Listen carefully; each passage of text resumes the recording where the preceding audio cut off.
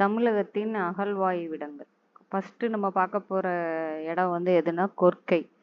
கொர்க்கை என்ற சிறிய கிராமம் தூத்துக்குடி மாவட்டம் திருவைகுண்டம் வட்டத்தில் தாமிரபரணி ஆற்றின் வடக்கே சுமார் 3 கிலோமீட்டர் தொலைவில் அமைந்துள்ளது. பண்டைய காலத்தில் தாமிரபரணி ஆறு இப்பகுதி வழியாக சென்றுள்ளது என்பது சான்றுகள் மூலம் அறியப்படுகிறது. சங்க காலத்தில் கொர்க்கை ஒரு முக்கிய முத்து குளிக்கும் துறைமுகப்பட்டினமாக திகழ்ந்துள்ளதை இலக்கியங்கள் வழி அறிகிறோம். இங்கே வந்து என்னெல்லாம் கிடச்சிருக்குன்னா 75 சென்டிமீட்டர் ஆழத்தில் 9 அடுக்குடன் கூடிய கட்டடப்பகுதி 6 வரிசையில் இருப்பது வெளிப்படுத்தப்பட்டது. இச்செங்கற்கட்டடப் பகுதிக்கு கீழே 3 பெரிய சுடுமண் வளையங்கள் ஒன்றின் மீது ஒன்றாக அடுக்கப்பட்ட நிலையில் காணப்பட்டது. இது கிபி 300 to 200 நூற்றாண்டைச் சேர்ந்த தமிழ் பிராமி எழுத்து பொறிக்கப்பட்ட பானை ஓடுகளும் அடுப்புக்கரை துண்டுகளும் கண்டெடுக்கப்பட்டன. இவற்றின் காலம் கிமு 785 என்று கணக்கிடப்பட்டுள்ளது. ரெண்டாவது இடம் எதுனா வசவ சமுத்திரம். மாமல்லபுரத்திலிருந்து தெற்கே 11 மைல் தொலைவில், வயலூருக்கு வடக்கே காஞ்சிபுரத்தின் மாவட்டத்தின் கடலோர பகுதியில் அமைந்துள்ளது. கள ஆய்வின் போது கூம்பு வடிவ ஜாடி, ரோமானிய ஆம்ப்ரோவின் கழுத்து பகுதி ஆகியன கண்டுபிடிக்கப்பட்டன. இப்பகுதியில் 1-2 நூற்றாண்டில், அதாவது கிபி 100 to 200 ரோமானியர்களுடன் வணிக தொடர்பு இருந்ததை இவற்றின் மூலம் அறிய முடிகிறது. ரவுலட்டட் ஓடுகள், ஆம்ப்ரோ ஓடுகள், சிவப்பு வண்ண பானை ஓடுகள், சிவப்பு பூச்சு பானை ஓடுகள், கருப்பு பூச்சு பானை ஓடுகள் மற்றும் பழுப்பு வண்ண பானை ஓடுகள் அகழ்வாய்வில் கண்டெடுக்கப்பட்ட முக்கிய தொல்பொருட்கள் ஆகும். ஆனைமலை. இக்கல் பதுக்கை பரம்பிக்குளம் ஆழியார் திட்டத்தின் கீழ் அமைக்கப்பட்ட சாலை பகுதியில் கண்டறியப்பட்டது. இவ்வகழ்வாய்வில் கத்தியின் கல்முனை பகுதியும் கருப்பு மற்றும் சிவப்பு வண்ண பானை ஓடுகளும் பெருங்கற்கால ஈம பானை ஓடுகளும் கண்டெடுக்கப்பட்டது. இவ்வகழ்வாய்வு ஈமச் சின்னங்களின் வகை மற்றும் ஈமப்பானை வகை பற்றிய செய்திகளை வெளிப்படுத்தியுள்ளது. அகழ்ந்தெடுக்கப்பட்ட தொல்பொருட்கள் பெருங்கற்காலத்தை சார்ந்தவை. கிமு 1000 முதல் கிபி 300 வரை. இங்கே கிடைச்சதெல்லாம் அந்த பெருங்கற்காலத்தை சேர்ந்தது. ஈமப்பானை ஓடுகள்.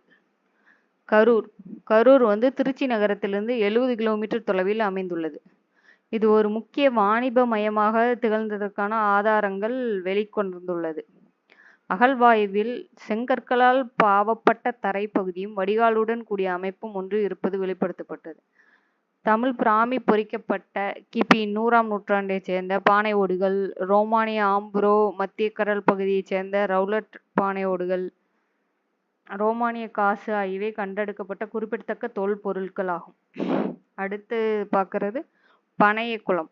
பனையகுளம் என்ற கிராமம் தர்மபுரி மாவட்டத்தில் பாப்பாரப்பட்டிக்கும் பாலக்கோட்டுக்கும் இடையில் அமைந்துள்ளது. பாப்பாரப்பட்டியிலிருந்து சுமார் 4 கிலோமீட்டர் தொலைவில் பாப்பாரப்பட்டி பனையகுளம் சாலையில் அமைந்துள்ள மேட்டு பகுதியில் நடத்தப்பட்ட அகழ்வாய்வில் சுடுமண் தொல்பொருட்கள், பானை ஓடுகள், செங்கற்கள், கிபி 800 நூற்றாண்டைச் சேர்ந்த அழகிய சுடுமண் உருவ தொல்பொருட்கள் கண்டெடுக்கப்பட்டுள்ளன.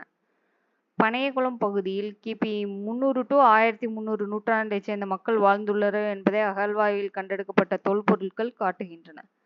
இது எந்த டிஸ்ட்ரிக்ட்னா தர்மபுரியில பாப்பாரப்பட்டிக்கும் பாலக்கோட்டுக்கும் நடுவில். போலுவாம்பட்டி. கோயம்புத்தூர் மாவட்டம் போலுவாம்பட்டியிலிருந்து ஊரிலிருந்து சுமார் 2 கிலோமீட்டர் தொலைவில் கோட்டைக்கோடு என்னும் மேட்டு பகுதியில் அகழ்வாய்வு நடத்தப்பட்டது.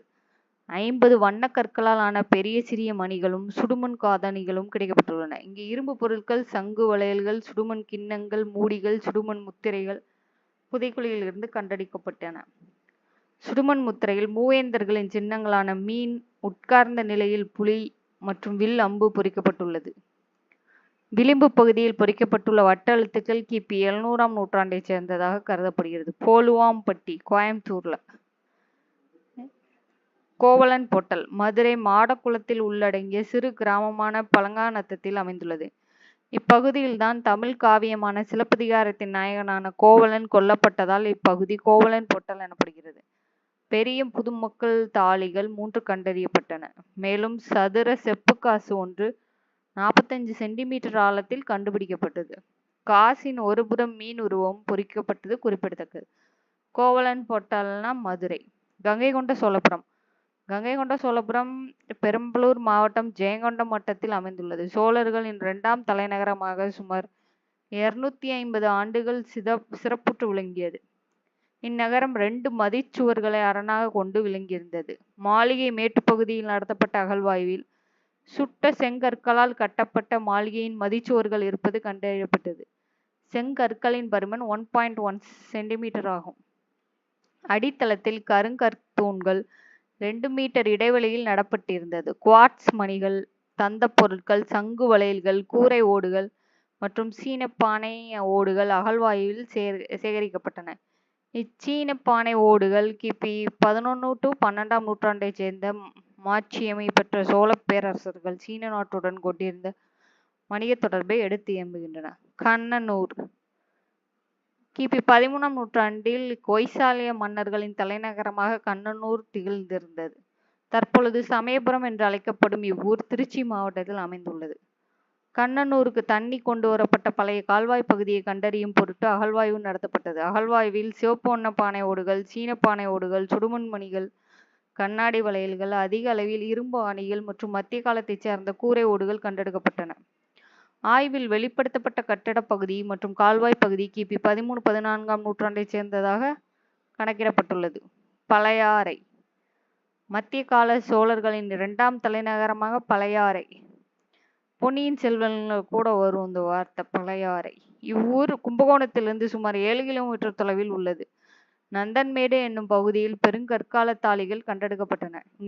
இங்கு நடத்தப்பட்ட அகழ்வாய்வில் பெருங்கற்காலத்தைச் சார்ந்த கருப்பு, சிவப்பு வண்ண பானை ஓடுகள், மத்திய காலத்தைச் சேர்ந்த சிவப்பு பானை ஓடுகளும், கருப்பு வண்ண பானை ஓடுகளும், பீங்கான் ஓடுகளும், சங்கு வளையல்களும், கண்ணாடி வளையல்களும், சுடுமண் காதணிகள், சுடுமண் கெண்டி மூக்குகளும் கண்டறியப்பட்டன. இப்போ இன்னைக்கு பழையாறை வரைக்கும் பார்த்துருக்கோம். நாளைக்கு அடுத்த ரிமைனிங் இருக்கிறத பார்த்துருவோம். நீங்கள் இதில் என்ன படிக்கணும்னா, அந்த ஊர் பேர், அது எந்த மாவட்டம், அதில் என்ன முக்கியமான டிஃப்ரெண்ட்டான இது கண்டுபிடிச்சிருக்காங்க, அது மட்டும்தான் கேட்பாங்க. Okay, thank you.